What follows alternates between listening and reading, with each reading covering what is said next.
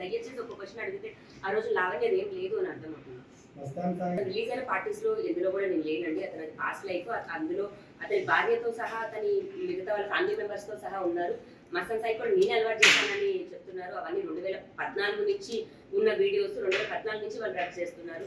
మొన్నటికి మొన్న 150-130 గ్రామ్స్ ఎంతో తీసుకొచ్చి మా ఇంట్లోనే పెట్టాలి అని చాలా ఆడియోస్ వచ్చాయి. మా ఇంట్లో ఎలా పెట్టాలి, ఎలా ఇరికించాలి అని. అంటే జస్ట్ బికాస్ నేను బయటకు వచ్చి కేసు చేశాను అన్న దాంట్లోని డ్రగ్స్ అన్ని మా ఇంట్లో పెట్టాలి అని ప్లాన్ చేశారు.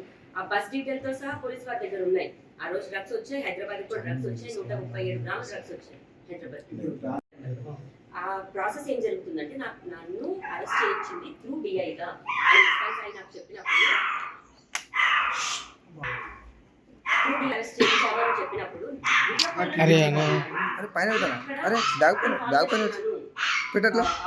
మాట్లాడుతున్నాను కలిసి చెప్తాను అన్న ఒక మాటకి మీరు కలిసి చెప్తా అన్నారు కదండి ఏంటి అని అడిగితే ఆయన నేను బయట ఉన్నాను, పార్టీలో ఉన్నాను అని అన్నప్పుడు నేను అది నిజం నాకు రావాలి. ఇప్పుడు నేను అతనితో పర్సనల్ గా మాట్లాడుకున్న ఒక కాల్ అయితే మస్తాన్ సాయిని వీడియోలో పెట్టుకొని మాట్లాడాల్సిన అవసరం లేదండి.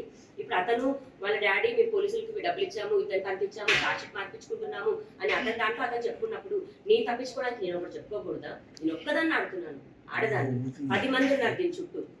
నేను ఆ కోణంలో చెప్పుకున్న ఒక దాంట్లోనే అది కూడా మస్తాన్ సాయి ఎదురుగా ఉన్నాడు. అప్పుడే మాట్లాడిన కాల్ని దాన్ని కూడా తప్పుగా తీసుకొచ్చారు. అది కూడా ప్రూవ్ చేసుకోగలను. ఎందుకంటే ఎదురుగా కాల్ ఫుల్ కాల్ అదే హార్డ్ డిస్క్ లో ఉంది. ఆ దాన్ని పోలీసులు కూడా బయటకు వదిలితే బాగుంటుంది. అందులో మస్తాన్ సాయితో వీడియో కాల్ లో ఉన్నాను నేను పోలీస్ ఆఫీసర్ తో కాదు.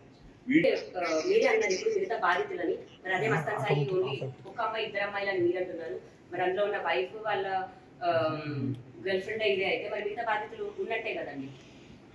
మరి ఆ బాధితులు బయటకు రమ్మనండి, బయటకు వచ్చి చెప్పమనండి. నేను కూడా ప్రూవ్ చేసుకుంటాను. వాళ్ళే నాకు ఫోన్ చేసి ఆ వీడియో డిలీట్ చేయాలి లావణ్య ప్లీజ్ ఆ డిలీట్ చేసేదానికి నువ్వు హెల్ప్ చేయి. ఎందుకంటే వాడు ఎంత సైకోనో మాకు తెలుసు. అండ్ చాలా మంది అమ్మాయిలు వీడి దాడి తట్టుకోలేకే ఫారెన్కి వెళ్ళిపోయారు. ఒక 4 అమ్మాయిలు ఫారెన్ లోనే ఉన్నారు. నేను వాళ్ళ ఎవరి పేర్లు నేను చెప్పదలుచుకోలేదు. నేను ఏ శిక్షకైనా సరే నేను రెడీగా ఉన్నాను.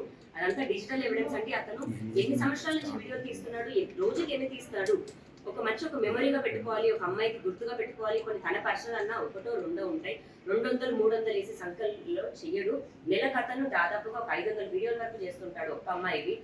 మళ్ళీ ఏ అమ్మాయికి అమ్మాయితో మాట్లాడుతున్నాడు అని కూడా తెలియదు. అంత చేస్తున్నాడు అంటే కారణం ఎందుకు చేస్తున్నాడు అనేది మీకే తెలియాలి. మీరు లావణ్య ఆ ప్రాసెస్ ఏం జరుగుతుందంటే నన్ను అరెస్ట్ చేయించింది త్రూ డిఐగా నాకు చెప్పినప్పుడు చెప్పినప్పుడు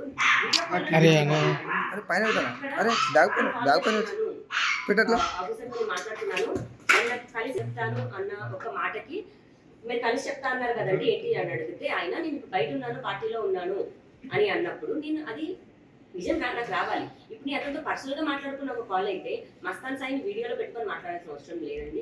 ఇప్పుడు అతను వాళ్ళ డాడీ మేము పోలీసులకి డబ్బులు ఇచ్చాము, ఇతను కనిపించాము, సాక్షి మార్పించుకుంటున్నాము అని అతని దాంట్లో అతను చెప్పుకున్నప్పుడు నేను తప్పించుకోవడానికి నేను ఒకటి చెప్పుకోకూడదా? నేను ఒక్కదాన్ని ఆడుతున్నాను, ఆడదాన్ని 10 మంది ఉన్నారు దీని చుట్టూ.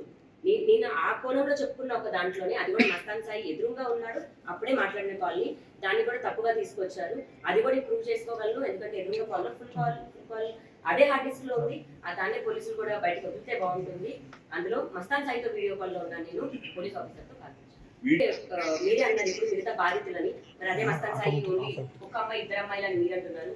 మరి అందులో ఉన్న వైఫ్ వాళ్ళ గర్ల్ ఫ్రెండ్ ఇదే అయితే మరి మిగతా బాధితులు ఉన్నట్టే కదండి. మరి ఆ బాధితులు బయటకు రమ్మనండి, బయటకు వచ్చి చెప్పమనండి. నేను కూడా ప్రూవ్ చేసుకుంటాను. వాళ్ళే నాకు ఫోన్ చేసి ఆ వీడియో డిలీట్ చేయాలి లావణ్య ప్లీజ్ ఆ డిలీట్ చేసేదానికి నువ్వు హెల్ప్ చేయి. ఎందుకంటే వాడు ఎంత సైకోనో మాకు తెలుసు. అండ్ చాలా మంది అమ్మాయిలు వీడి దాడి తట్టుకోలేకే ఫారెన్కి వెళ్ళిపోయారు. ఒక 4 అమ్మాయిలు ఫారెన్ లోనే ఉన్నారు. నేను వాళ్ళ ఎవరి పేర్లు నేను చెప్పదలుచుకోలేదు. నేను ఏ శిక్షకైనా సరే నేను రెడీగా ఉన్నాను. అదంతా డిజిటల్ ఎవిడెన్స్ అండి. అతను ఎన్ని సంవత్సరాల నుంచి వీడియో తీస్తున్నాడు, రోజుకి ఎన్ని తీస్తాడు, ఒక మెమరీగా పెట్టుకోవాలి, ఒక అమ్మాయికి గుర్తుగా పెట్టుకోవాలి. కొన్ని తన పర్సనల్ అన్న 1-2 ఉంటాయి. 200-300 వేసి సంఖ్యలో చెయ్యడు. నెలకు అతను దాదాపుగా ఒక 500 వీడియోల వరకు చేస్తుంటాడు ఒక అమ్మాయికి. మళ్ళీ ఏ అమ్మాయికి అమ్మాయితో మాట్లాడుతున్నాడు అని కూడా తెలియదు. అంత చేస్తున్నాడు అంటే కారణం ఎందుకు చేస్తున్నాడు అనేది మీకే తెలియాలి. మీరు లావణ్య నన్ను బెదిరిస్తున్నారండి. నాకు థ్రెట్ కాల్స్ కూడా వస్తున్నాయి. ఇక్కడితో ఇదంతా నువ్వు ఆపేయని అంటున్నారు, లేదా చంపేస్తామని. ఆఖరికి వాళ్ళ ధైర్యం కూడా అదే అండి. రాస్తారు ఉండగా ఈ అమ్మాయి బయటికి రాదు అని. ఎందుకంటే సినిమాకి సంబంధించిన ఒక వ్యక్తి అతను కెరియర్ కోసం లేదా పరువు కోసం ఉంటాడు. అలాంటి వ్యక్తి ఉన్నప్పుడు ఈ అమ్మాయి బయటికి వచ్చి రాదు నన్ను ఎంతైతే టార్గెట్ చేశారో రాస్తారు ఉన్నా కూడా నేను నా కోసం అంతే స్టాండ్ తీసుకొని బయటకు వచ్చి ఫైట్ చేశానండి. అందులో ఇప్పటికి కూడా కోల్పోయింది నేను రాస్తాను. ఎంత ఇదైపోయామో ఈ రోజు కూడా జరిగి మొత్తం 7-8 నెలలు వస్తుంది. ఇప్పటికి కూడా రాజు వర్క్ చేసుకోకుండా ఇదైంది. దయచేసి ఇంకా లావణ్య రాస్తాను ఇది పక్కన పెట్టేసి వీడియోస్ అతను ఎందుకు తీస్తున్నాడు, డ్రగ్స్ ఎందుకు తీస్తున్నాడు, అంత మొత్తంలో అంత క్వాంటిటీ డ్రగ్స్ ఎందుకు తేవాల్సి వస్తుంది అన్నది బయటకు రావాలండి. ఇప్పుడు 4 గ్రామ్స్ ఉన్న డ్రగ్స్ దొరికిన లావణ్య కేసిన అమ్మాయిని జైలుకి పంపించారు. మరి 35 గ్రాముల డ్రగ్స్ నన్ను యూజర్గా వేశారు అని అంటున్నారు. అంటే లావణ్యకు ఒక న్యాయం, మస్తాన్ సాయికి ఒక న్యాయమా, లేకపోతే అక్కడ పోలీసులకి డబ్బులు ఇచ్చి చేపిస్తున్నారా, వాళ్ళు ఏ విధంగా చేస్తున్నారు అన్నది బయటకి రావాలి. వాళ్ళు మాత్రం తప్పించుకుంటారు. 4 గ్రాములు మరి లావణ్య ఎక్కడ కొనింది, నేను ఎక్కడ కొన్నాను, లావణ్య మరి 4 గ్రాములు ఏం చేసింది, నేను ఎక్కడ అమ్మాను, మన కస్టమర్స్ ఎవరు, ఇవి ఏమీ ఉండవండి, ఏ సాక్ష్యాలు ఉండవు. నేను ఆ పని చేయలేదు. నేను కానీ శిక్ష అనుభవించి వచ్చాను. జైల్లో 43 రోజులు ఉన్నాను.